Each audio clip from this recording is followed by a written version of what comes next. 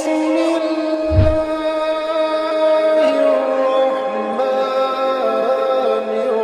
الرحيم۔ السلام علیکم دوستو، اعجاز الدین چشتی یوٹیوب چینل میں آپ سب کو خوش آمدید۔ امید کرتا ہوں آپ سب خیریت سے ہوں گے۔ آج کی ہماری ویڈیو کا موضوع گفتگو رجال الغیب ہے۔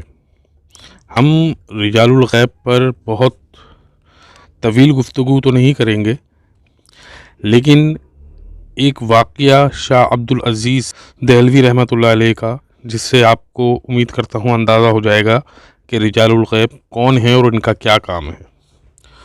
تو چلتے ہیں اپنی ویڈیو کی طرف۔ سوال: کیا رجال الغیب فرشتے ہیں؟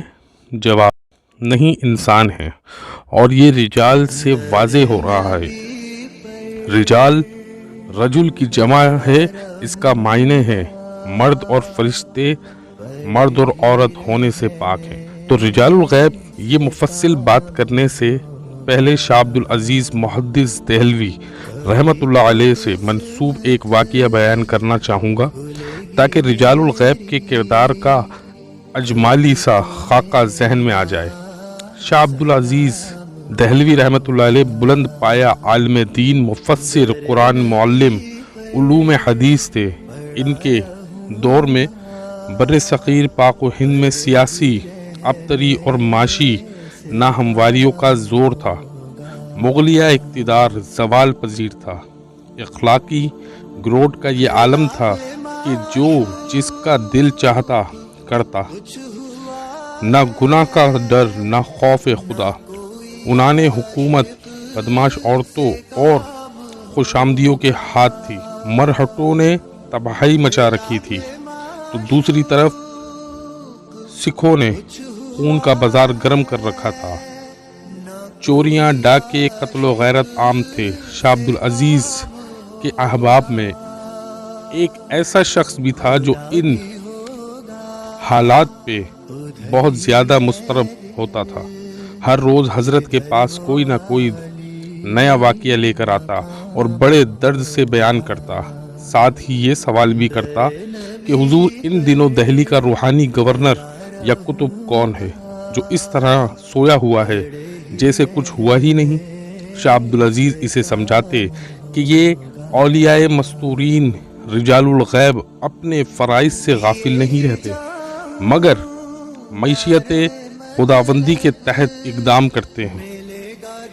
وہ بے تاب ہو کر کہتا، مجھے بتائیں کون ہے ان دنوں دہلی کا قطب اور روحانی گورنر؟ میں اسے ملنا چاہتا ہوں، اسے ساری صورتحال سے آگاہ کرنا چاہتا ہوں۔ آپ نے ایک دن فرمایا کہ صاحب، ان حضرات کے معاملات بہت عجیب ہیں، ہمیں دخل نہیں دینا چاہیے، تاہم تمہیں دہلی کے روحانی گورنر تک پہنچانے میں تمہاری مدد کرتا ہوں۔ تو صرف ان کی زیارت کرو گے، خاموش رہو گے، کسی قسم کے دخل در معقولات کے مرتکب نہیں ہوگے۔ بس ایسا کرو۔ دہلی سے باہر سبحان پور کو ایک سڑک جاتی ہے، 10 میل کے فاصلے پر ایک چھوٹا سا قصبہ ہے۔ وہاں تجارتی قافلے رکتے ہیں، لوگ خرید و فروخت بھی کرتے ہیں۔ وہاں سڑک کے کنارے ایک گھنے سایہ دار درخت کے نیچے ایک ضعیف شخص ملے گا جو بڑے خوبصورت خربوزے بیچ رہا ہوگا۔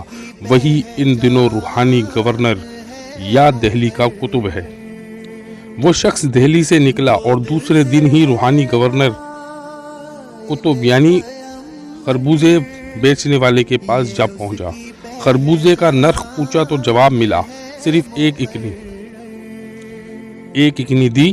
خربوزہ اٹھا کر چھری سے چیرا اور چکھ کر کہنے لگا، بابا یہ خربوزہ تو پھیکا ہے۔ جواب ملا، اور لے لو، اسے پرے رکھ دو۔ دوسرا اٹھایا، بابا اس سے تو بدبو آتی ہے۔ فرمایا، اسے بھی پرے رکھ دو اور لے لو۔ تیسرا اٹھایا، بابا اس میں تو کیڑے ہیں۔ جواب ملا، ادھر رکھ دو اور لے لو۔ اس طرح کرتے کرتے اس شخص نے بابے کے سارے خربوزے یکے بعد دیگر خراب کر دیے۔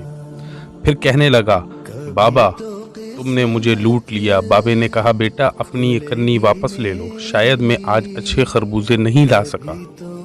وہ شخص چکنی جیب میں ڈالے سارے خربوزے برباد کر کے رات کو شاہ عبدالعزیز دہلوی رحمت اللہ علیہ کے پاس آ گیا. کہنے لگا جب دہلی کا قطب اور روحانی گورنر ایسا ہے تو پھر یہ افراتفری کیوں نہ ہو. چند سال بعد احمد شاہ ابدالی افغانستان سے پنجاب کے سکھوں کو روندتا ہوا دہلی پر حملہ آور ہوا. مرہٹوں کو نتھ ڈالی. قتل عام کے ساتھ ساتھ اس نے نظم و نسق کے معاملے کو ٹھیک کیا. جو چوری کرتا اس کے ہاتھ کاٹ دیتا, قاتل کو پھانسی پہ لٹکا دیتا. چور اچکے یا تو مارے گئے یا فرار ہو گئے. معاملات درست ہو گئے. دہلی اور مضافات میں امن قائم ہو گیا. وہی شخص پھر شاہ عبدالعزیز دہلوی کے پاس پہنچنے لگا. ان دنوں تو امن و امان ہے, ان دنوں دہلی کا قطب کون ہے؟ آپ نے فرمایا جامع مسجد دہلی کی سیڑھیوں پر ایک بوڑھا مشقیزہ اٹھائے نماز جمعہ کے بعد نمازیوں کو پانی پلاتا ملے گا. وہی ان دنوں دہلی کا روحانی گورنر قطب ہے. وہ بندہ جامع مسجد جا پہنچا. اس نے دیکھا ایک بوڑھا ہانپتا کانپتا سیڑھیاں چڑھ رہا ہے. لوگ دوڑ دوڑ کر اس سے پانی پی رہے ہیں. یہ شخص بھی آگے بڑھا, ایک پیالہ لیا, پانی مانگ کر پینے لگا. آدھا پانی پیا, آدھا زمین پر گرا دیا. بوڑھے کو یہ بات بڑی ناگوار گزری. ایک زوردار تماچا رسید کرتے ہوئے کہا, تم نے یہ پانی کیوں ضائع کر دیا؟ کسی اور مسلمان کے کام آ سکتا تھا. اس بندے کے ابھی ہوش ٹھکانے نہ آئے تھے کہ اس بوڑھے نے کہا, دفع ہو جاؤ اور اس مولوی عبدالعزیز کو کہنا تیرے جیسے بےہودہ لوگوں کو ہمارے پاس نہ بھیجا کرے. یہ بندہ پھر شاہ عبدالعزیز دہلوی کے پاس آیا. سارا ماجرا سنا کر کہنے لگا, سرکار واقعی دہلی کا گورنر بڑا سخت ہے. دوستو, اس بات میں کوئی شک نہیں کہ اس دنیا کا نظام جس طریقے سے ایک ظاہری طور پر ایک حکمران جو لوگ بھی چلا رہے ہیں, اسی طریقے سے دنیا میں ایک روحانی نظام بھی چل رہا ہے جو اولیاء مستورین رجال الغیب چلا رہے ہیں. یہ اولیاء اللہ ہوتے ہیں اور یہ تمام اپنی ڈیوٹی پر مصروف ہوتے ہیں.